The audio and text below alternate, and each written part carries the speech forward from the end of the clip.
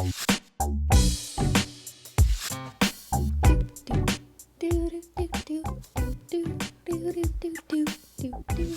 what's up? Hello, everyone, and welcome back to another episode of SimplyPodLogical, a Simply Nailogical podcast. Hello.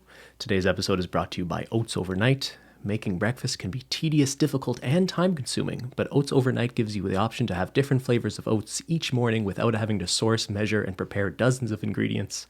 It's high in protein, low in sugar, and gluten-free.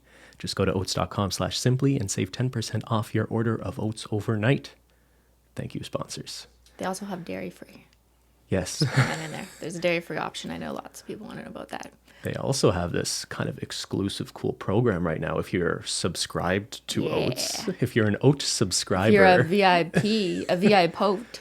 they have like a subscriber exclusive. Like if you're signed up to get new packages of oats every month, they're sending people like experimental flavors they have in development before they've even come out. So it's pretty exclusive, pretty And cool. I was like, please experiment the oats on me. Cristine volunteered. Anyway, again, that's oats.com/simply and you can save 10% off. With code SIMPLY. Okay, so today we're going to talk about social media and specifically this new Netflix documentary a lot of people are talking about called The Social Dilemma. That's the name, right? Am I getting that right? So yeah, you had watched this first and then you asked me to watch it because you thought it would be an interesting topic to talk about. So basically, it features a bunch of interviews with like former employees and engineers who worked at these big tech companies like Google and Facebook and Twitter.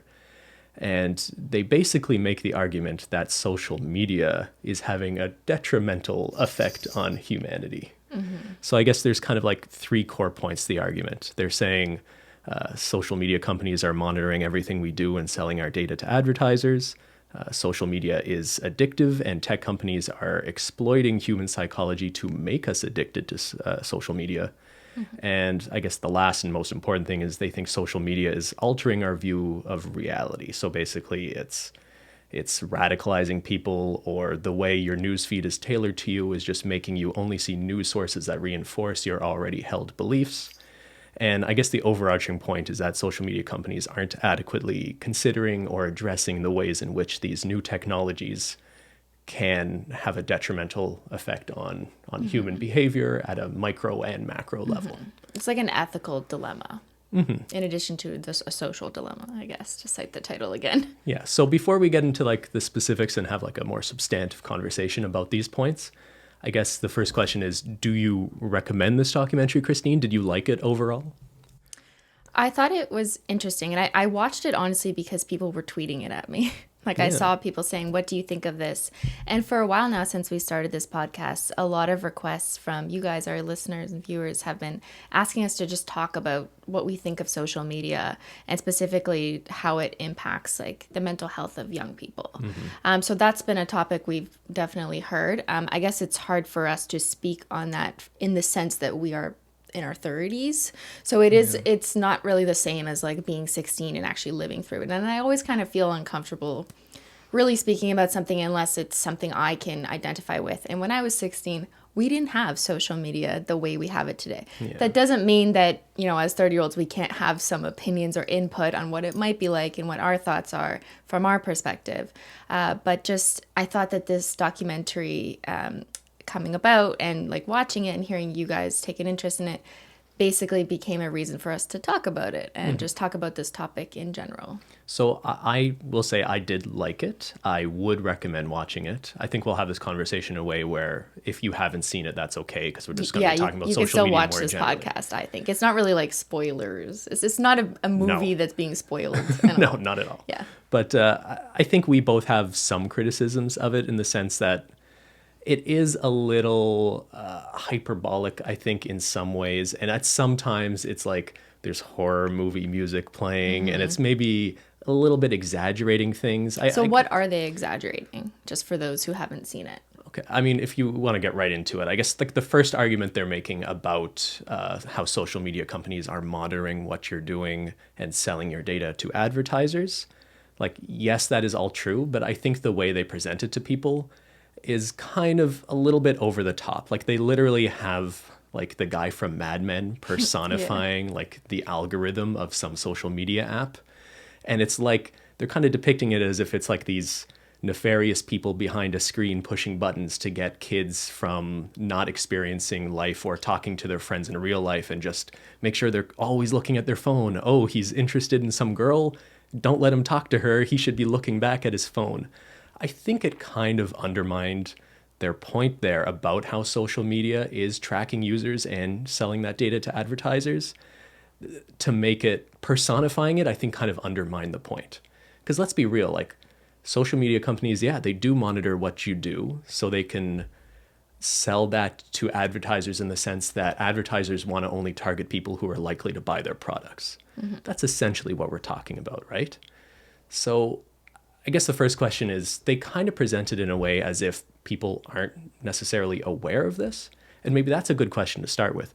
Do you think most users of social media know that social media companies are monitoring what they're doing and browsing on apps like Instagram and Facebook?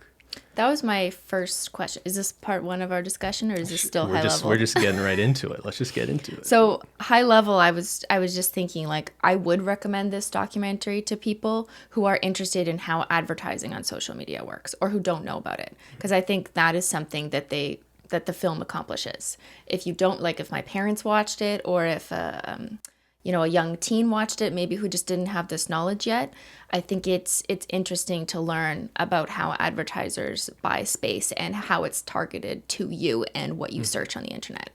I know this as a 30-year-old who works in social media for many years, so none of their whole, like, part one, I guess, of the film was news to me.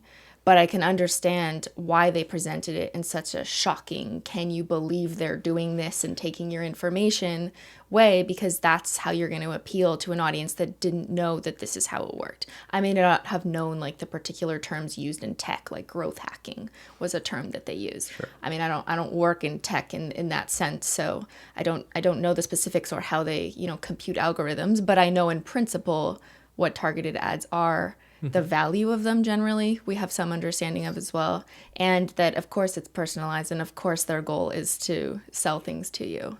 So the way they presented it so shockingly kind of made me be like, roll my eyes a little. Yeah. That being said, I do not represent everyone who sees this film. Mm-hmm. So I do think it's a good film overall for people to see and become aware of these things, especially if they are not already. Absolutely. But I think I agree with you that this section of the documentary about how social media companies are monitoring your online behavior is probably its weakest argument, or the weakest point of it. Well, it's a good point, and I just want to make sure people understand that. Like, we agree that people should know about this. And I think if you don't know how this all works and how advertising works, like, you should learn it. Sure, and there's a debate to be had about it. Like, there have been some politicians who have come out. I think Andrew Yang said this, where I think his argument is, if social media companies are making money from selling your data, should the users of social media not be entitled to a cut of that profit, right? So I think he would be justifying taxing social media companies or big tech companies based on that sort of logic. And they do make a really good point that, like, if you're getting a social media product for free, there's a very good chance that you are the product. And the way that company is making money is off selling data about how you use the app or what things you're interested in to potential advertisers. But I think this idea of targeted advertising being a terrible thing is a little bit overblown. Like, if I Google that I really want a toaster, and then the next time I'm browsing on Instagram and I get an ad for a toaster. Are you mad? Am I, like, freaking out and wringing my hands over that? Not really, because you know what's frustrating to me? We watch the news a lot on television, on cable. And we're always seeing ads for, like, reverse home mortgages and Medicare. Yeah, medication for old people and stuff. Medicare. These ads aren't for me at all. I'd rather see ads that are tailored to my behavior. Yeah. It's a little bit creepy when you're, like, having a conversation about something. The next time you open up an app, you see an ad for the thing you were just talking about. So I think there's a line there. We're not saying that tech companies should take everything they can possibly to gain knowledge on what to advertise to us, but just we know when we browse the internet and we're shopping in a store or, Googling things, we know that those may come back as ads. And most of the time they're ads that I'm okay with. Like, I get ads for tea or sweatpants or oats, and, like, I'm not mad when I see it. I also think they kind of oversell the idea of the extent to which these companies are tracking what you're doing. So like they bring up the example like if you're looking up pictures of your ex-boyfriend at night on Instagram, the company knows that. But here's the thing. No one behind the scenes at these companies is like, no one cares. So you know what I mean? This is a good point. They know, but they don't care, or I don't think so. And from a data analytics perspective, which is something that I don't think the film really shared, was they acted as if that an individual, like one person, but like working for Facebook, for example, like cares about you, Johnny, and if you're dating Beth anymore. Like there is no one person who gives a shit about your life. They care about the aggregate data. And now I understand people are afraid of people taking their data, but just coming from someone who works in data, I don't look into like case level studies because that's not my job. And I'm assuming that the people's job at Facebook is not to do that either. They care about the aggregate data because they're trying to create models out of it and predictive analytics. And so that's just coming from me. And I'm not saying that that means it's okay. And, you know, there's no reason for privacy. There is. I just want people to be assured that I really think that sometimes we blow up this issue and think that it's so personal when in fact it's about the aggregate data that these companies really care about. Yeah, I totally agree. Like, it can be abused, so that is a concern. Yeah. And I think we should have an expectation that these companies have very stringent security measures to make sure, like, if I worked there, I couldn't look up someone I know and see everything they're looking at social media. The same way like us at StatsCan. I know it's a government agency, but we're not allowed to just like look up if we have someone's tax Canadian celebrity filled out the census. I can't just look that up for fun either, you know? Like these companies similarly need, I think, pretty stringent security measures in place to protect the privacy and security of their users. But for your average person out there, no one is monitoring what you're looking on Instagram at night unless they're just collecting that data in a way where it helps them algorithmically serve you ads that are tailored to what you are looking at. And sorry, when I said aggregate data, I meant the sum of many individuals' data. That's what that word means. Sure. Yeah. So like you take a whole bunch of Johns, let's say, and you add them all up together and you look at the average of what they're doing or whatever. Yeah. Chances are no one's looking at you individually as much as they're putting you into buckets. So the next time Holo Taco or a company wants to serve ads online, we can say we only want to target women between the age of this and this who have searched for cosmetics or nail polish or like, So this idea of targeted ads being this nefarious thing is kind of a little bit silly to me, but I also understand that users of social media should be informed about this. And I do worry that, you know, if you're some teenager out there and all your friends are on Instagram, when you're signing up for Instagram or starting an account, are you really aware or cognizant of the fact that you are becoming a product of Facebook by signing up for this app that everyone else is on?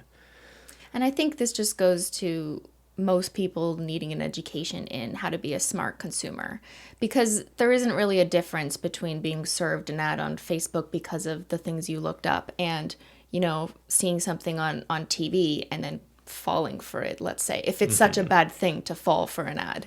You just have to be a smart consumer, and that means don't just look at one product in an ad you're being served and click shop now. Look for reviews in other places. Look it up yourself. Go to Google, go to other sources rather than just that one thing you are seeing. And that just goes for anything in life, I think. Just be like a smart and critical thinker in general, but definitely being a smart consumer, I think, is something we should think about more. So don't just be like, I love tea, I'm just going to buy the first ad impression I get. Like, think about it, do some research, have other people you know tried it, I don't know. And just the same goes for younger people as well, especially people who for the first time have their own bank accounts, right? And I can understand that that's probably a different experience because I didn't really have the same one because my parents were mostly in control of my money when I was younger, and I didn't have the internet to just go buy things. Like I didn't have a PayPal account when I was 16. I had a credit card that I was only allowed to use for gas for my car. Okay. And that's it. And you had to physically go places to use a credit card at that time, really. It was not common online shopping. Anyways, not things I wanted to buy anyways. Okay. So I'm just saying that it's important for people of all ages, especially those who are new to e-commerce, online shopping, to think about what it means to be a smart consumer. Yeah, but I do worry that that's putting a lot of faith in people, to make Yeah. responsible decisions for themselves, right? Like you could say, oh, you should just be smart consumers and don't buy cigarettes. That doesn't mean you It's don't hard. regulate how cigarettes are sold to people and have big warnings on them and aren't sold to kids, right? So I think the most compelling argument this documentary makes is when it comes to the effect social media has on young people. So at one point they have a brief little interview with Jonathan Haidt, I think is the name. Haidt? So which one was that? He wrote like The Coddling of the American Mind, but he's the guy who comes on and says, we see a drastic increase in the rates of anxiety, suicidal ideation, self-injury, particularly among young girls around 2010, which is exactly the time that social media became very prevalent, not just among high schoolers, but even beginning in people in like middle school, like grade 7 and 8. And that is totally not a coincidence, right? And Yeah. it's not a coincidence that a lot of the tech people they interview in this documentary don't let their own children until they're in high school. I think a lot of them had a sort of cutoff. They don't let their kids who aren't in high school age use social media at all. And I think that's very telling. And this kind of brings us to the second part or goal of this documentary, which was that it negatively affects your mental health, especially in young girls. And I think they didn't really explain why, other than that one boy in like that one scenario who was kind of falling for seeing his ex-girlfriend hook up with someone else on Facebook, and it made him depressed, and then he went down a rabbit hole. So like there's that was kind of the picture they gave. Yeah, so the documentary has this like family. There's a dramatized version of a family in the documentary, and they're showing you some of like the real world ways social media can be influencing these people. So they have this teenage boy who I guess goes down a rabbit hole and becomes radicalized because he's sad about his girlfriend. But they also have like the little girl of the family, and they show her on Instagram, and she posts selfies of herself, and she's face tuning her picture, and she's still getting comments of someone saying like her ears are ugly, and she starts crying in the mirror. I thought it was a really poignant example, and something I bet a lot of families And she young couldn't go an girls- hour without her phone. That's right. Remember at the dinner table, the mom locked the phone away for an hour and she bashed it to get it out.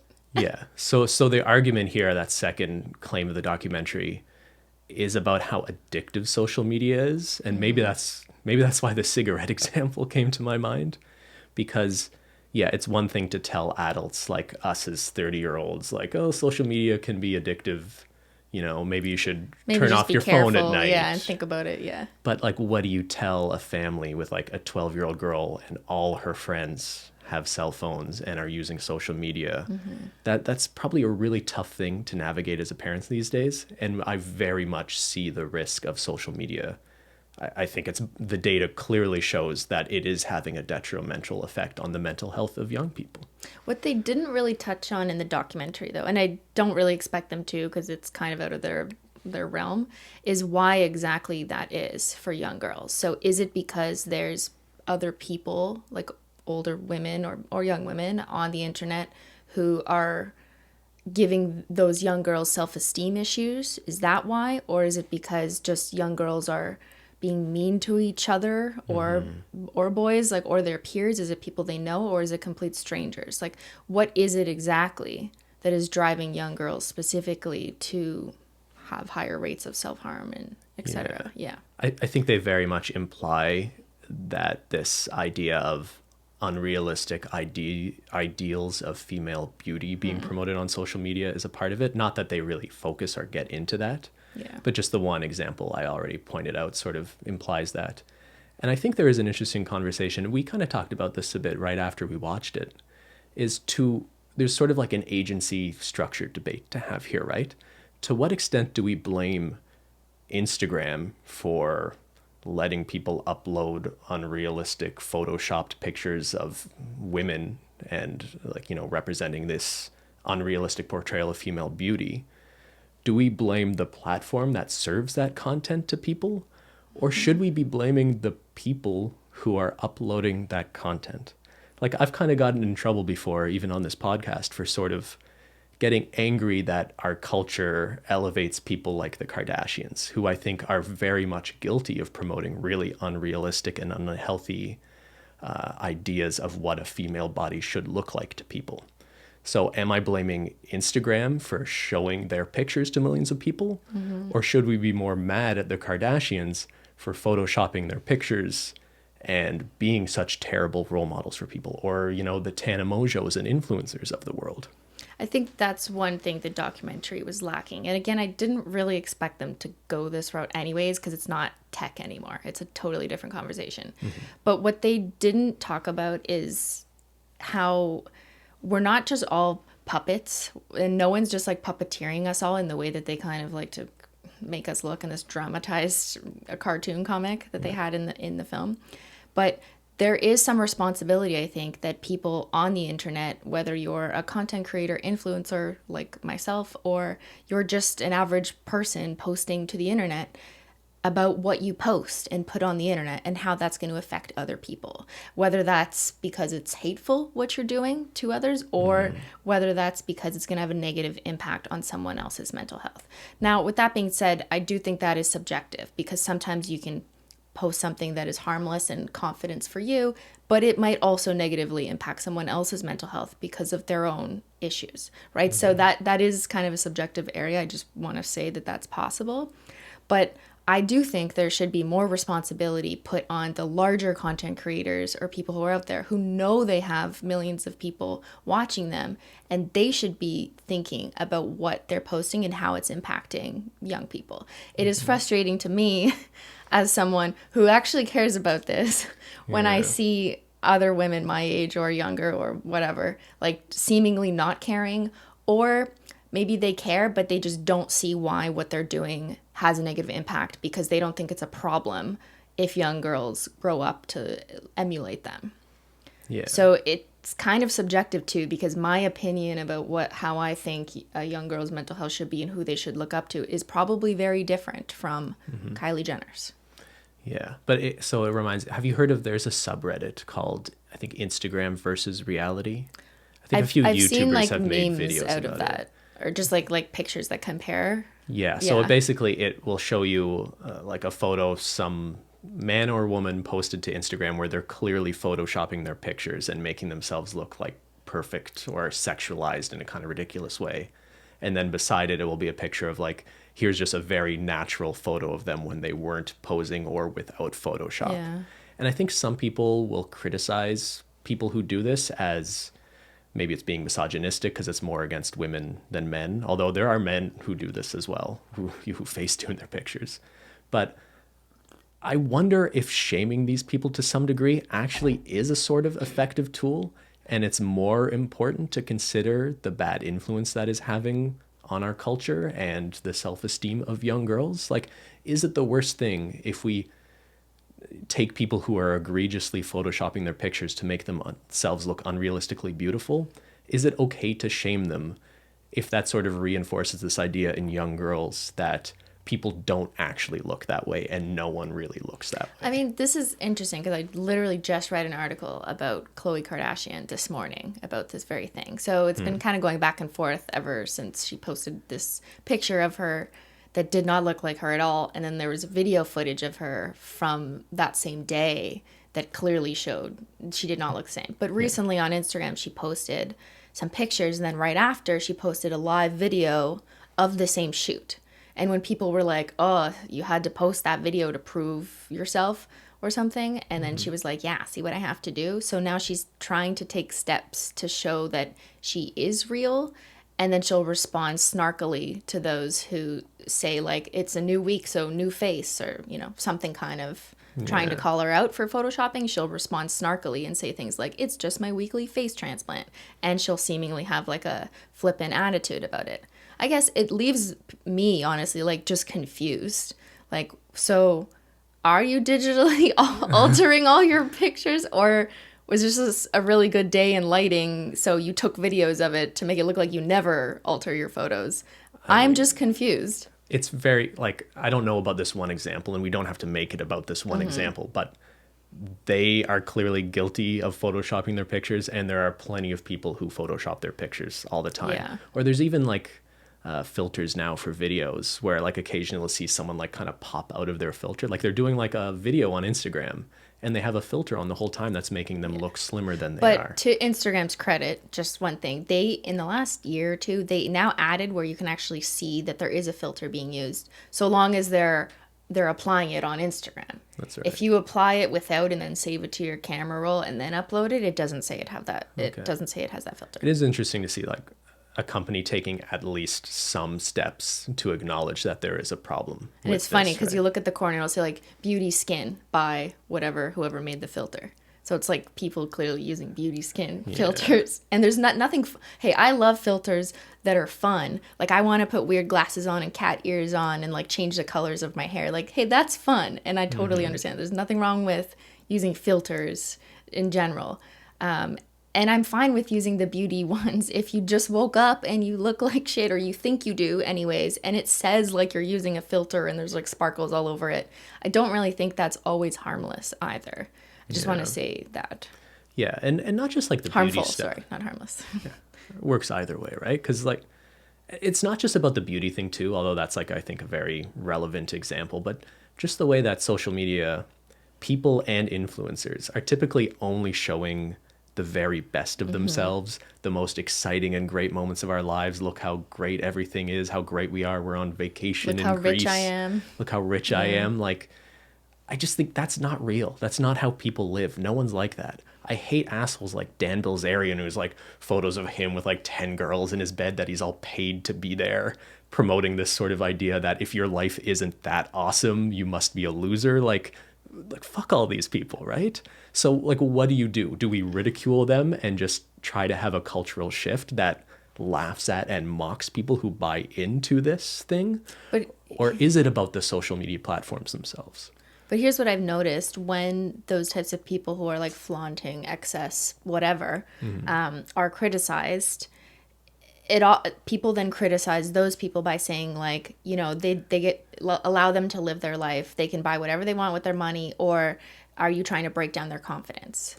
Because you never want to break down someone's confidence either. So if a woman is showing off her body and she feels great, and someone's saying like, this is unrealistic because XYZ, and maybe it is photoshopped, then people will respond to that person and be like, a woman is allowed to show her confidence. And it's like, maybe both of those things can be true though. Sure. And the same people promoting these unhealthy ideas of what people look like and photoshopping their pictures, right? I think there's a very good chance they also grew up and were influenced in a cultural context where they felt an immense pressure to look that way too. So the young girls were worried about having bad influences now. I guess they just were those young girls 20 years ago. So it's a never-ending cycle. It's a never-ending cycle. So how do you break the cycle, I guess, is my question. And is it worth sort of shaming some of those people now, even if you know they're sort of victims of the same system? Okay, so how do we solve this? Okay, we're not going to solve it. But I do just want to conclude this part by saying I think there's two things we can do. They're not like a solution, but they're just something towards working towards it. The first one is to influencers and other content creators out there, think about what you're putting out there and think about what you would want to see as a young girl and what is good for you in the long term. And if that requires like maybe adjusting what you say or do, then do it.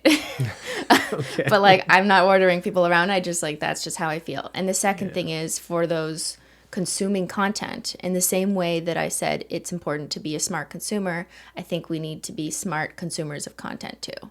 So if we're watching other influencers do things that are a bad influence, or we kind of like question, is this a good idea? Like maybe it's not. You know, look to other influencers and hey, here's a crazy idea. Follow the influencers who you think are a good influence and unfollow the ones that you don't want to follow in their footsteps, or that you think something is wrong or something they did was kind of dirty or distasteful, or it's just like not the best decision making, or a lack of judgment. And I think we see a lot of that in celebrities these days, because we all like disaster, which is I think just like a human flaw, that we want to watch train wrecks as they happen, but maybe that's not the healthiest for us, and propelling those people upwards isn't the healthiest for society. So I think there's also some change we can enact ourselves by just deciding who we should follow and care about and promote, and who we shouldn't. Yeah. So we just went down like an influencer rabbit hole, but we should be pretty clear. The documentary really wasn't about that. this. This is just what I guess I have to add. Yeah. And I think just our observation that their emphasis was on the platforms themselves and what sort of responsibility they have, while we're sort of wondering what sort of expectations should we have for the people using them. I guess they have, and I kind of share a more cynical view of people that, yeah, maybe social media is just a tool that is letting people be as shitty as they want to be. Like the anonymity online that lets you say terrible things to people without worrying about anyone knowing who you are. You know, people had those terrible, awful thoughts before social media has just let them express it in a way, right? Yeah. So to what extent do you blame people versus these sort of systems that allow them to do that? But I think to shift back to the documentary, the emphasis they had was more on that these platforms are addictive and that the people designing these products and services are exploiting the ways in which they are addictive to make people addicted to them. So the sort of notifications you get, the way there's ... when someone's still about to send you a message, there's a lot of little subtle things that are pretty clearly and subtly designed in ways to just make you constantly want to refresh your feed or just look back at your phone, because the more time you spend on the phone, the more time you could be getting an ad served to you, or you're just using their service and becoming more integrated into that ecosystem. Essentially, that's their business model. Yeah. Was to keep you on the platform. And if you're not, if you're taking a break and taking a walk in the park, and you get an email that Facebook says you've been tagged in another user's photo. And I thought this was interesting in the documentary. They pointed out, well, how come they don't just show you that photo in the email? Yeah. For the same reason, I think that brands say, like, sale coming soon, click here to learn more. Because they want you to convert. Actually click through, yeah. Whether that's to purchase something directly because it's a brand selling you something by email, or to convert by going back on their platform so you can see the ads in the sidebar. Here's a question. Do you think are you now or have you ever been addicted to social media, do you think? This is a good question. And honestly, why I oscillated in like doing this podcast, because I don't think so. And I was never really on Instagram. Like personally, I didn't have a personal account until I started my nail art account. So for me, most of my familiarity with social media is running Simply Nailogical, which became a business. Yeah. But even before it was a business, it was a nail art hobby. So there's nothing really in there about me posting there's nothing in there about me posting selfies or fishing for likes in a self-esteem manner that I could ever say that I relate to. So that's why I personally struggle to relate to what I understand is an extremely large, widespread problem, especially for young women, because I just didn't have that experience because I was, I don't know, too old by the time I was on social media, and I just never put my face on it. Well, so Facebook became a really big thing when we were just finishing high school. So if I have any experience with social media not being the healthiest habit, would be my experience with Facebook. Because I remember, Ben, what did you do on Facebook? Well, people used to post pictures of them getting drunk and partying and stuff. And I guess at the time, people didn't really consider how that could negatively impact them in the future. I would say my biggest thing, I deleted my Facebook account eventually because I just had a moment where I realized I wasn't getting a net positive effect from what that was adding to my life. How old were you when you deleted Facebook? 22 maybe. I don't really know. My early 20s. I realized it was somewhat useful in terms of keeping in touch with people I maybe went to high school with in some way. But other than that, I just didn't have a healthy relationship. It seemed like there was a lot of taking pictures of yourself just to show off to other people that you were having a good time. And I sort of started recognizing that even in myself a little bit. Or just looking up a picture of an ex-girlfriend just to see what they're up to. What are you getting out of that? That's not a good feeling and not. Well, it's a curiosity thing, and it's there, so it's hard to stop looking. And that's how those platforms kind of get you. Yeah. It's probably the same with Instagram these days for the average person, just looking at what their ex is up to or who liked whose picture and drawing conclusions from that. Yeah. So I guess I realized if I want to stay in touch with people, I'll send them an email. Like, I think there's nothing wrong with email. But, like, it was a little strange in the documentary. They talked even about like email notifications being dangerous. I did not get that at all. But I think that's sort of different than like your Facebooks and Instagrams and Twitters and how those can be harmful. I think I also deleted Facebook around the time that it was just sort of coming out and becoming more widely known that, you know, some of the people behind Facebook were not necessarily the most ethical people in terms of how they use your data, and how Facebook was starting to be used to manipulate people in political campaigns and things like that.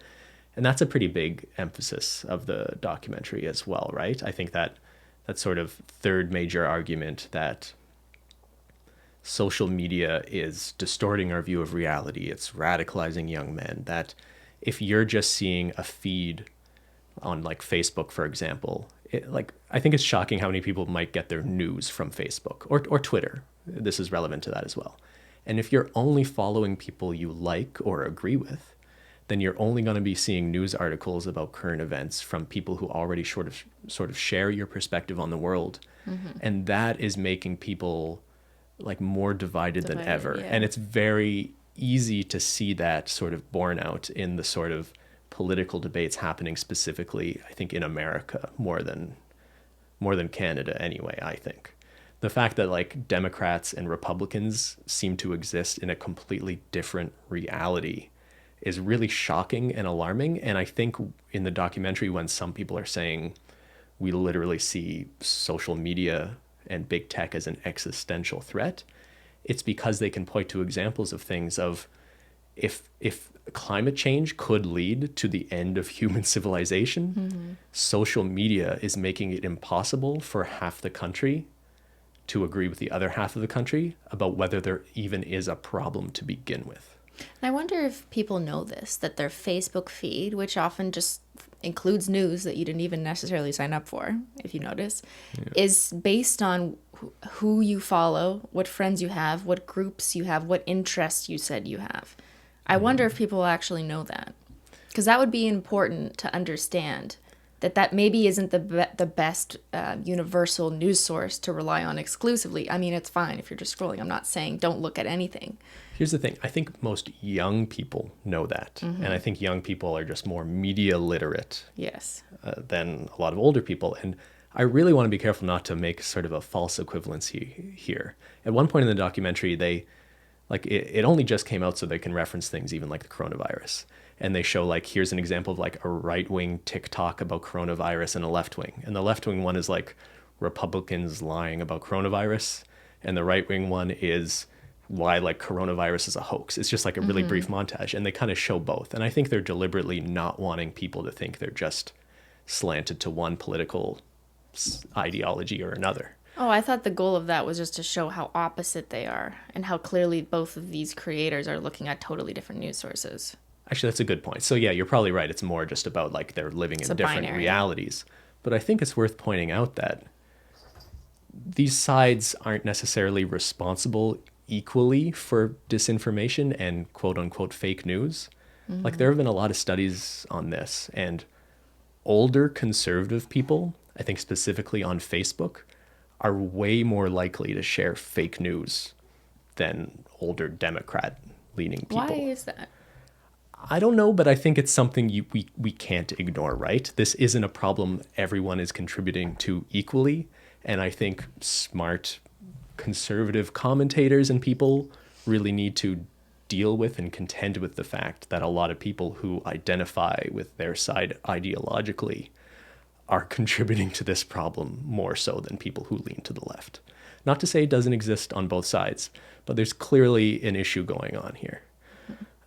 But that's also just because the definition of fake news is subjective. And obviously, if the left is calling it fake news, then the right will be like, well, no, it's true news to us.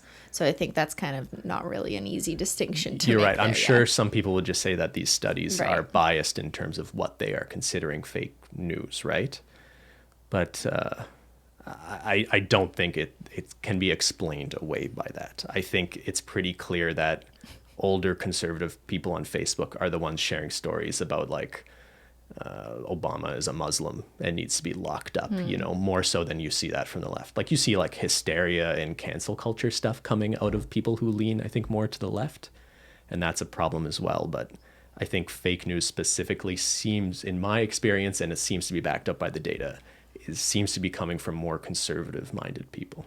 But you're right, it does depend on how you define what is real or not.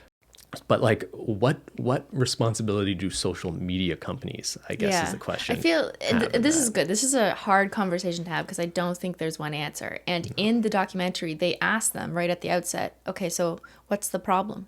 And they just sort of blankly look at the camera. And they were kind of like scratching their heads and being like, you know what? It's hard to summarize in one sentence, and they don't really know the best way forward to like fix this because there isn't just something you can just fix like that. It's more, I think the underlying goal of the documentary was education, was to teach people about how it works, like the first part of it about online consumerism and advertising. I think that's important that people know about that. And just teaching people how these platforms operate, how they monetize, and why they are motivated to exist, which is building giant businesses ultimately. Yeah, and I think like the sort of final point the documentary wants to make is, unless the business model of these platforms change, like whether that's from regulation or top-down sort of government intervention, or whether we just need to have an expectation that these tech companies themselves do the right thing and make some of those changes. And we've seen some examples of a willingness there for that to happen. But yeah, there's no obvious answer onto how to fix things. But yeah, it's the business model of social media companies and big tech companies themselves is the issue, right? Because if their best way of making money is to make you spend as much time as possible on their platforms and to serve you content you want to see, which is just reinforcing your already pre-existing worldview, like, yes, that is radicalizing or separating us into different camps and resulting in tribalism, but that's sort of in the motivation of these companies to continue making money. They have no incentive to do it any other way, I guess is the issue. But the thing is, like, these companies could be making a lot of money still without doing it to the extreme it's currently being done. You know what I mean? And I think we've seen... Which part, though? The advertising? Because I think a lot of people would argue, like, there's nothing really wrong with advertising, right? But it's not just targeted advertising as much as like tailoring your feed to your interests. Like, that's not a bad thing if an algorithm notice I click on hockey highlights on YouTube a lot and I keep getting served that.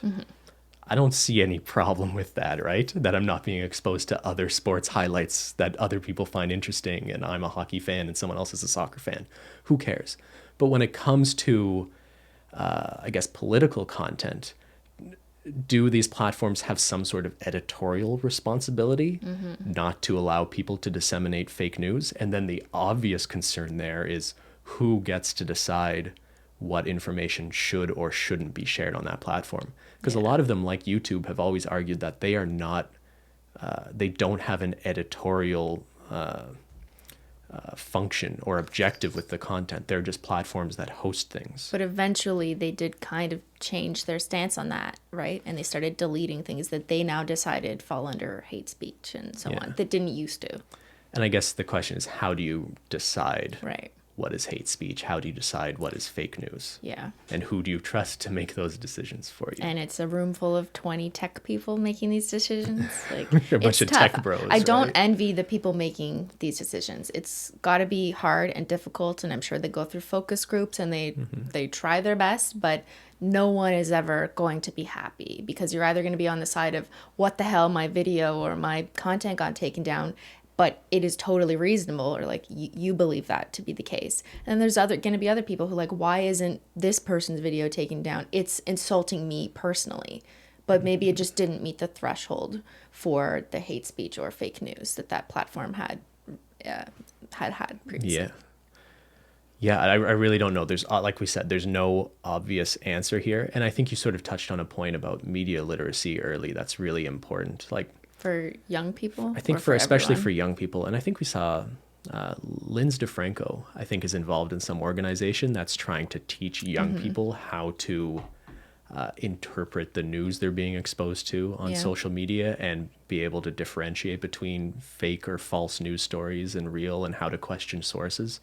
And I think that really just has to become a very normal thing that we teach young people, like, how to question. In the curriculum, in the regular school curriculum, it should be. Maybe, but yeah, like not to take away responsibility from these social media platforms, but unless there's some top-down government regulation of them in some way, I think a lot of it is just on to people to sort of learn how to navigate this brave new world we're in right now. That's how I've always felt, because people often ask me, like, what do you do about hate on the internet, for example, and which is just something that's against me or that I don't like in theory. But like, I'm not going to go to websites and demand that they take things down. I guess I've just kind of accepted that things happen in the world that are against me in some way. So the best way that I can deal with it is by like ignoring it and accepting it for what it is and continuing on my life in a positive way. So I kind of feel that same logic can be applied here. But I really don't want that to be misunderstood as, oh, who cares? Let the platforms do whatever they want. And then we have to be the people who regulate if we choose to delete Facebook, because that's the better decision for our mental health. Or if we choose to unfollow so-and-so, because that's the better decision for our mental health. I don't want people to think like it's all on us. Yeah. And it's not on the platforms. But I just think in the interim, something practical that you can do today is think about who you're following, what you're on, whether or not you're okay with your data, you know, being owned in some cloud and whoever's third party, or just like thinking about being a smart consumer and a smart content consumer. So those are things you can actually do. And maybe that's why I'm kind of on that side of the argument, because I like practical things that you can take into your hands and do yourself. Yeah, Can't rely on other people. At the very end of the documentary, like while the credits are rolling, they start talking about some of like the real steps you can take if you agree that this is a problem and you want to do something about it. The obvious one is just deleting social media. And I would ask people to consider like I'm not going to just delete social media out of my life altogether. We're biased because we run social media accounts. So we didn't even acknowledge that. We are biased. And we make money from you watching our content or indirectly from you following us. Your follow doesn't directly make us money, but it does indirectly. Because then you see ads and whatever. Good point. We probably should have acknowledged that right at the beginning. But despite our bias, we're still telling people to like, if it's harmful to you or you don't like someone's content or it's not good for your mental health, like then I encourage people to take the steps to make, you know, the decisions that are best for them. And if that means deleting your Facebook account like Ben did 8 years ago, then... Yeah, I would ask you to go through the same thought process I did. Like, what do you get out of the apps you're using right now? It's good to do just like a little audit or review of like the technology you use on your phone once in a while, right? Are you getting anything out of Facebook? Are you getting anything out of Twitter other than just getting into random arguments with internet strangers? Can I tell you which apps I just deleted? Did you just delete I do this like every few months. I'll go through my apps. Okay. So I deleted the O2 nail printer. Remember that? Yeah, I remember. And then I deleted Facetune. Oh, was that still on your phone? I used it once for a Simply video where we just Facetuned both of our faces. And we made a video and had like a 3-minute commentary, I think, at the end of that video, kind of talking about the detrimental impacts it has on young people. And this is sort of the larger, somewhat fuller conversation about that. So I didn't delete it because having Facetune is bad for my mental health. I've never used Facetune in a meaningful way. I just realized I don't need this fucking app on my phone, so I'm going to delete it. That's funny. I guess I haven't deleted anything in a while, but like, I deleted Facebook years ago when I realized I didn't like it. I feel like we are older and like, I don't feel I have an unhealthy relationship with social media at this point because I don't use social media much at all. And I've said this in the past, but I've recognized that the people I know who seem happiest are people who are not super invested in social media. And I interpret that and I consider that in terms of what my own relationship with social media is. I should say the documentary doesn't just paint like a doom and gloom picture of the internet, it does take some steps to be like, hey, we're not just saying this is all terrible. The fact that you can connect with people all around the world, and like there are some obvious good benefits to the internet more so than social media, I guess. And I also want to point out just like this idea of like, is it a problem? I'll wake up in the morning, go to the bathroom, and spend a few minutes just flipping through Twitter. And some people might say like, oh, that's an unhealthy relationship with social media, because one of the first things you're thinking about when you wake up is what's on my Twitter feed. But like, if you're using it just to see what some of like the news stories of the day are, and you follow, and maybe you go to some lengths to follow political commentators or people who post news stories from different sources. Is it any different than reading the morning paper? Or is it the fact that I'm making some value out of the time I spend sitting on the toilet? Whereas before I would have just been sitting there doing You're nothing. multitasking. There's definitely like, I think people with technology now can make use of sunk time in a way they never could before. And what's a better example of this? Like, people commuting in their cars can listen to audiobooks or podcasts now, when before they just would have been sitting in traffic listening to like bullshit afternoon radio stations. Hi, AM, caller FM. number 6. Could you guess if this is Rihanna? And it's like that's just mind-numbing bullshit. We listen to now that. you can listen to a conversation or listen to a book and make use of time. I do just want to say though, on the flip side of this, just because I'm having like an argument with myself in my head. Yeah, I'm not arguing with you. What are you doing, Ben? But like, I think the only thing I recognize in myself that's maybe a negative effect of social media and the internet would be, I find I have trouble doing nothing now, or only doing one thing at a time even. Like, if I'm even watching a movie, it's hard for me not to also be on my computer or also be on my phone. And I'm just not giving 100% attention to that movie. And like, there are rarely times where I'm doing nothing. And I think that's kind of a new thing in the human experience. But is that social media, or is that just the availability of so many amazing technologies that allow you to do multiple things at once? Not necessarily like, it's not like you're on Instagram looking at girls and giving likes. Like, No. let's just Of be course clear. not. Like, when you use social media, it's mostly related to business in some way. Sure. Not really as much. And I'm not for even you. saying it's a bad thing, but I do wonder what effect it's having on people, that people don't spend more time doing nothing. Do you know what I mean? Like, is there a value in just sort of... You're talking to the wrong person. Yeah, you're not a good person to have this conversation. But like, can you relate at all? Like, No. sitting on a park bench and just, Sounds boring. enjoying the flowers. People don't do that anymore. Because if I'm sitting somewhere, I've got my phone, I've got notifications, I've got a Twitter feed, Instagram, I can go on Reddit and read all sorts of interesting things.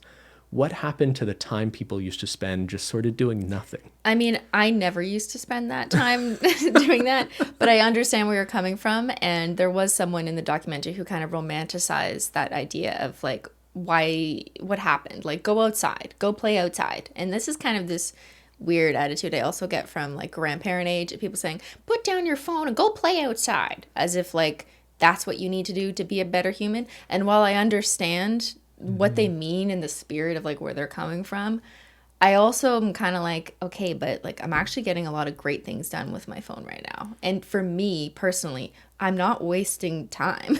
Like, but this is also, again, bias coming from someone who's running an online business, and I have 5 different Twitter accounts or Instagram accounts, and we're always thinking of like, what's next video idea, or I just want to, maybe I'm relaxing and just like talking to you guys and just engaging with people on Twitter. But all of that to me is valuable and worth my time, and I don't think that I would be better off if I just put my phone down and take a walk. But maybe I like this, and it hasn't hurt my mental health. And I guess that's the most important question at the end of the day, is phones and social media aren't all bad things, but if they are causing an interference on your mental health, or they're a detriment to your self-esteem, then that's the time where you have to question, is this a good thing for me? I would just add that you should also consider if it's detrimental to your relationship with others. Because I think the documentary also wanted to point out that like a family sitting at the dinner table and they're all just on their phones and not talking to each other. I think that's like a very real thing happening. But just to play the devil's advocate, Okay. the young girl in that depiction was 12 and probably didn't give a shit about talking to her parents over dinner anyways. Like most young Yeah, that's kids not really are a like, new I don't thing. want to hang out with my parents. They're literally forcing me to have dinner with them. Yeah, Right? but like, okay, but like us, for example, when we sit down to have dinner at night, like our phones are there and we might occasionally check them, but we're mostly Yeah. eating dinner together and having a conversation with each other. If we were both just there looking You're at our silent. phones, that would be a really bad sign. Maybe it would mean we just don't like each other that much. Or maybe it means we would have an unhealthy relationship with social media at that point. It's just so hard for me to imagine that because so much of what Ben and I do on the internet is related to business. So it's, to me, not bad. Like nothing I don't spend my time on social media idolizing other people that give me poor self-esteem, I guess is one thing. So like I just don't do that. I look up, there's people I follow that I look up to. I look up to some of the girls in the fitness accounts that are doing pull-ups, no big deal. And I'm like, wow. But you know what that does? It doesn't make me feel bad. It makes me feel like, yeah, I'm going to work towards that. Like, Okay. Yeah, it really depends on you and what your relationship with social media is like. But yeah, again, the most compelling argument about this doc is about how young people experience social media and what Yeah. effect it is having on them. That's a very real conversation. And yeah, in terms of what else they suggest at the end, they do, yeah, consider what you're getting out of these apps. And I know that's easier said than done, right? Because if all your friends are on these apps and you make the decision to delete them, are you sort of alienating yourself from your friend group? Maybe. Maybe it's more just about, making a rule for yourself that you're not going to be on your cell phone once you're in bed at night, even if you get yeah. notifications. Or a screen time cap. Maybe you turn off most of your notifications, or at least put your phone to do not disturb at certain times. I had a friend growing up who parents were super militant about screen time, and we always used to think that was pretty bizarre. But looking now, if I was a parent today, I would probably strongly consider having some sort of idea of how often I would want my kids to spend on screens, whether that's playing video games or on their cell phones or whatever. And I would add something else you can do if you would like to stay on social media because you don't want to be in the dark, and I totally get that, is look at who you're following. And if people you follow, their content gives you some negative emotions, then unfollow them, right? If you're following someone because you don't really like them, but you want to see what they're up to, I would unfollow that person because hate watching is never good for you. It's just satisfies this strange vengeful part of us that I guess some of us to some extent have as humans, but it's just not good for you. And if that shows up in your feed and you're like, man, what the fuck is this bitch doing? It just unfollow that shit. And that's the easiest way to get that toxicity, which it is to you, out of your life, whether it's someone you know or someone you don't know. Yeah, but again, that's a good example of is social media creating this sort of toxicity and bad influence? Yeah. Or is it just people are bad and social media is showing us the ways they are bad? And it is annoying when you deliberately unfollow someone, but then you still get their shit pushed to you through the algorithm. Yeah, I mean, we don't have an answer here. I'd recommend you to check out the documentary. Yeah, we did think it was a little bit over the top when it's playing horror music and making you feel afraid of the people monitoring your online behavior. But for the most part, I think it's a conversation that really has to happen. And a point they make is that it really should have been considered when these companies were first inventing these technologies. And they bring up the example of some guy who was just working on the Gmail team early on, and they were talking about how to notify people when they got new emails. And he sort of had this epiphany of, shouldn't we be considering how this is going to affect and how to human make it psychology less addicting. and how to make it less addicting? And a bunch of people at the company agreed with him because he sent out I guess a company-wide memo or something. And there was a pretty clear consensus, and some of the executives were hearing about this, and then just nothing happened. People just forgot about it. Because it wasn't in the interest of the money-making business model. Yeah, which is clear. But I think we're at a point today in which we can't really ignore these problems anymore. And I don't know what the solutions are. And maybe one day we'll look back at the last 10 years as the real wild, wild west of the internet. Maybe the internet will be way more regulated than it is right now. I also see a ton of arguments against regulation, though. Oh, totally. I don't know. We're not saying we're pro this, pro that. I'm not saying regulate the internet for sure. I think we do need to consider the way in which political campaigns and people can be manipulated politically by Facebook campaigns. The fact that someone can just buy a bunch of Facebook ads and discourage people from voting in elections, that should be very concerning to people who care about the health of their democracy. But for like the anonymity thing you just mentioned, I totally agree. I think we're on the same page that the like anonymity on the internet is super important from like a whistleblower perspective is one aspect of it. Like I can see a future of the internet where on some platforms you have to say who you are. So it just prevents people from being jerks. You know what I mean? Yeah. Like if there was a version of Twitter where people had to sign in as like, who they are. With like your driver's license or something that you can't refute. Not that would be public, but just it would be used. Some way of confirming who you actually are and validating that. So you couldn't just hide behind an egg avatar. I wonder to what extent that would get rid of people who are trolls or Russian bots and things like that, right? And maybe Twitter would be a much healthier platform if that was the case. At the same time, I don't want a future of the internet where people can't anonymously post things either, at least in certain maybe contexts. They're reasonably in fear of the repercussions of their employer for outing something that's going on and that is serious. Sure. So I don't know what the solution is. Okay, we're just talking in circles at this point. I mean, yeah, check out the documentary if you want to. So it's The Social Dilemma on Netflix. That's the right. only place I think it's available. I think so. Yeah. Yeah, it just came out. People are talking about it. And let us know what you think about social media, or if there's any particular aspect of this conversation or other things about social media you'd be interested in I hearing think us it's definitely a talk about. hot topic, especially because we are on social media right Right now. now. And guess what? You're listening or watching social media. Yeah. That's how this works. How about this? It was hard. Can you try it? Just turn off your phone right now. You can Just stop the turn video off right the here. computer right now. But before you do, hit that subscribe button. No, Just kidding. don't do it. Don't do it. All right, everybody. All right. Apologies to Ben Shapiro. We were going to have him on today, but we ran out of time. Sorry about that. You guys have the same name. That's not a good look for you. There can only be one Ben. Thank you so much for tuning in, everybody. Happy Taco Tuesday. Happy Taco Tuesday. It is your weekly reminder. It is Tuesday. And this is Quarantine 2020. We're still in quarantine. We started this podcast basically at the beginning of quarantine. Right after. A few weeks in, it was quarantine. And we were like, well, good thing we built this in our house. And we're like 32 weeks in? Something like that? Wild. Well, stay safe. Eat your oats. And we'll see you next Taco Tuesday. Thanks so much for watching. We'll see y'all later. Bye.